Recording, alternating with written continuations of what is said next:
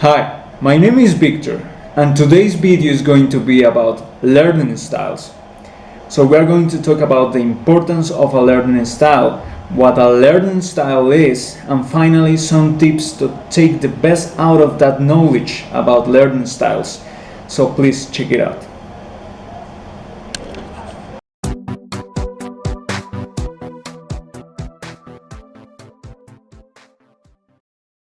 Created using Powtoon. Meet Carl. Carl is a high school professor.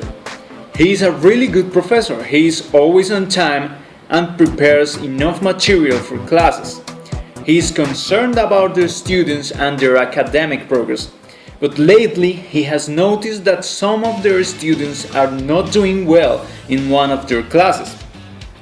This seems to be a particular problem since a committed professor like Carl wants that most of his students, if not every single one of them, overcome their difficulties in learning and actually learn something valuable in class. So, what seems to be the problem?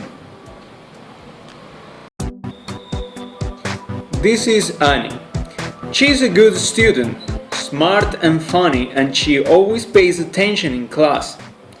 She does well in assignments like literature and history, but she is having problems with chemistry, arts, and she has never been interested in sports. Actually, if Carl asked Annie, she'd rather a lesson that contains verbal explanations, questions answered by the professor, and even catchy rhymes or songs to help memorize ideas. So, what is going on with Annie? Carl immediately knows that Annie is an auditory learner.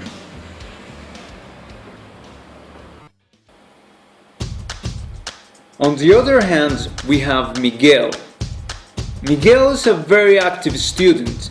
He participates in class and his classmates describe him as charismatic and social. He is in the soccer team, but he also played basketball and volleyball. He had never encountered a challenge as big as an algebra lesson, even when he wasn't a particularly bad student at the beginning. So what's going on with Miguel? Carl knows that Miguel is probably a kinesthetic learner. So auditory learners? Kinesthetic learners? You may be asking yourself, what are these classifications and why are they important? Well, according to neurolinguistics programming, a branch study of psychology, there are three types of learners. There are visual learners, there are auditory learners, and there are kinesthetic learners. And these classifications are important because help us to understand better the way we learn. Visual, auditory, and kinesthetic are learning styles. Well, for example, Annie prefers discussions, lectures, hearing stories, and audio material. Miguel rather associate physical events with memory, enjoy physical activity, and manipulate objects.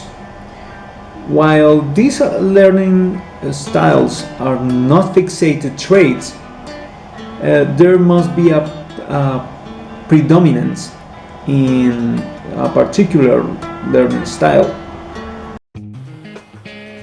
What should teachers do? According to Draper, teachers should adapt to the broadest audience possible, which means to make the material accessible to the most people.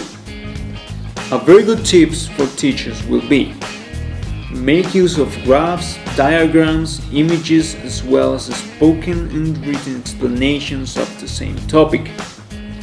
Ask pupils to reason and attempt to explain in their own words. Balance results with theories.